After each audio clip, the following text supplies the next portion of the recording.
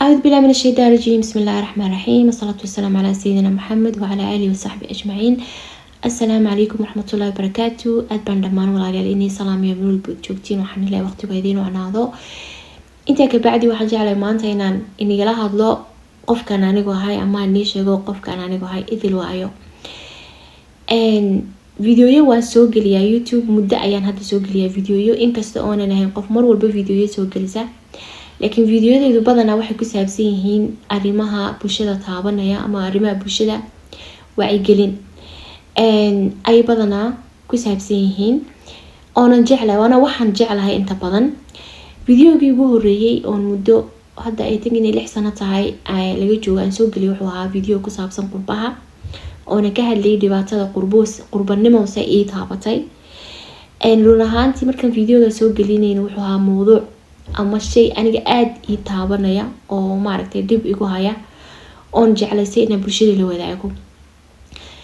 dhowr video baan qurbaha ka sameeyay oo videoyadeeda ugu horeeya ah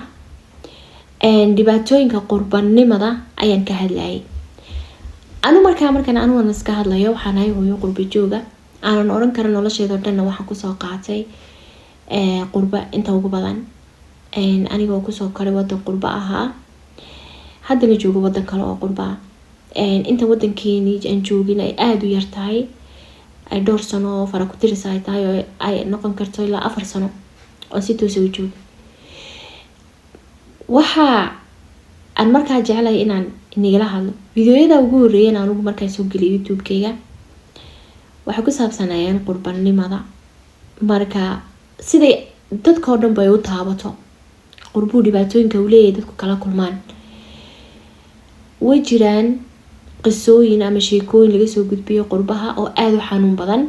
sidoo kalena waxa jiro sheekooyin laga soo gudbiyo qurbaha oo yani ku farxad gelinaya inta way jiraan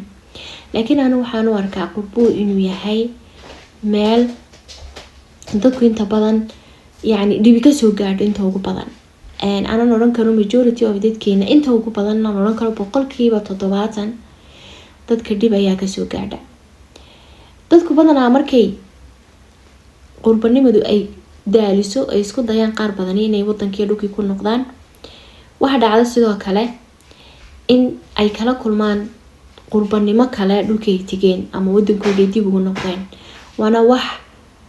caama oo dadka dhan ay badan ay la kulmaan qaar kamid ah videodan sameeyay oo ilaa imika dhigeysto aad ii taabto wax kamid ah markii aan qurbanimo ku daray si aan qurbanimada uga baxo waxay ugu dhacday inaan galay qurbo kale inaan galay oo igu adkaatay inaan la qabsado waxyaabo badan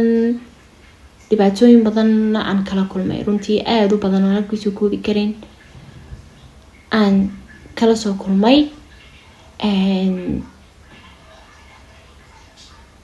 marka waxaan oran karaa maraba inaan mowduucaasi dhex galo laakiin waxaan oran karaa anu waxaan jeclahay khibradeyda iyo experience-kayga waayaa adduunka inaan badanaa halkan kusoo gudbiyo marka anigu waxaan ahay anigu tumanahay waxaan ahay hooyo qurba jooga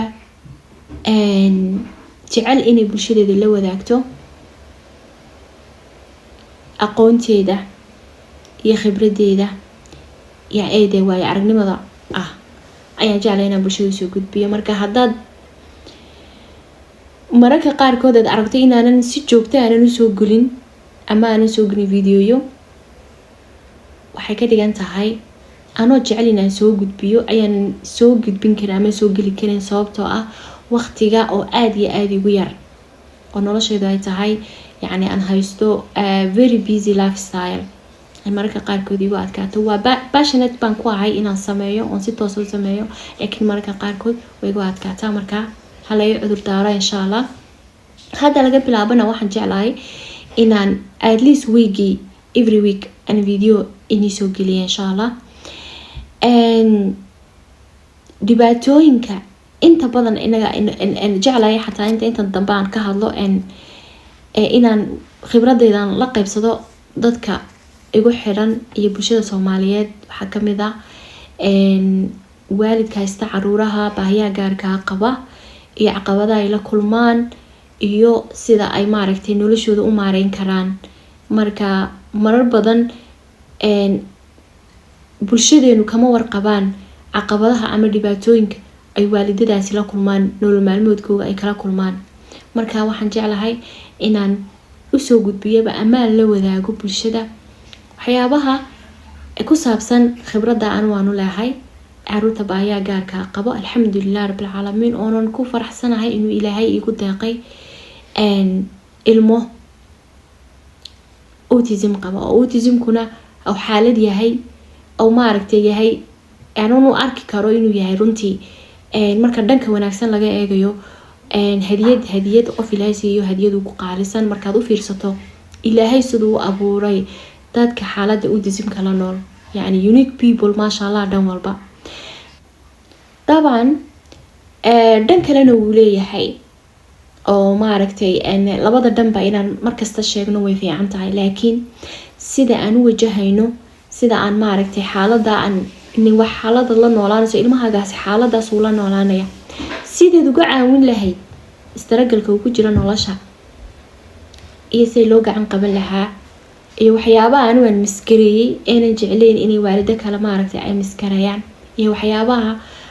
anigu aan oran karo guul baan ka gaaro way qabsoontay isbedelada yani ilmaha ku dhacaya inta maaragtay noloshiisa maaragtay de kulbay xaalad isku bedelayso oo weynaanay ilmuhu sanad walba sanadka ku xigay ilmuhu isbedel ku dhacayo. waxaasoo dhan waxaan jeclahay inaan insha Allah bulshadeeda la qaybsado. sidoo kale waxaan jeclahay inaan la qaybsado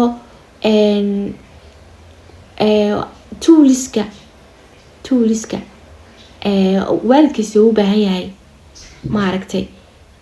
inuu guri yani waalidkiisa ilmo baahiya gaar ah qaba u baahan yahay gurigiisa taalo wax badan ka caawinaya laftirkeyga. waxaan jeclahay inaan la qaybsamo iyo waliba maalmaha soo socda oo jeclahay inaan inila wadaago tooliskaas meel dhammaystiran ood ka heli kartiin oo waalid walba oo ka heli karo insha Allah biidnillaahi kariim ayaan jeclahay maalmaha soo socda inaan la qaybsado. marka say anigana dhiirigelin igu noqoto waxaan jeclahay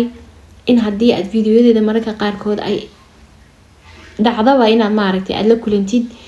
inaad haddaad ka hesho aad walaan like-na ii saarto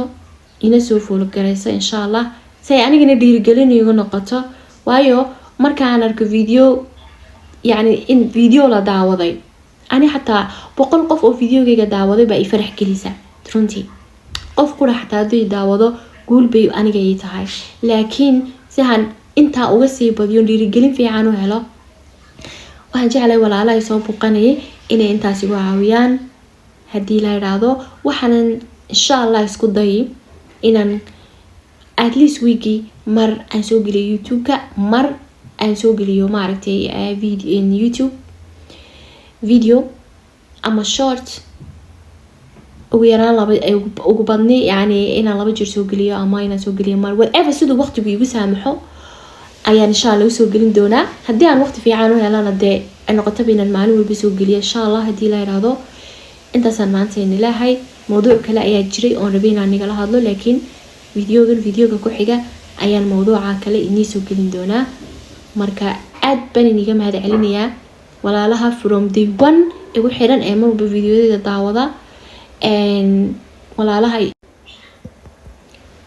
walaalaha igu cusub waan soo dhaweynayaa gacmo furan ku soo dhawaada. aad baad u mahadsantihiin Soomaali weyn meel guud joogtiin. waxaan ilaahay na xifdiyo insha Allah. aad baan salaamaya. assalaamu calaykum waraxmatullaahi wabarakaatuh. fi amaanillah.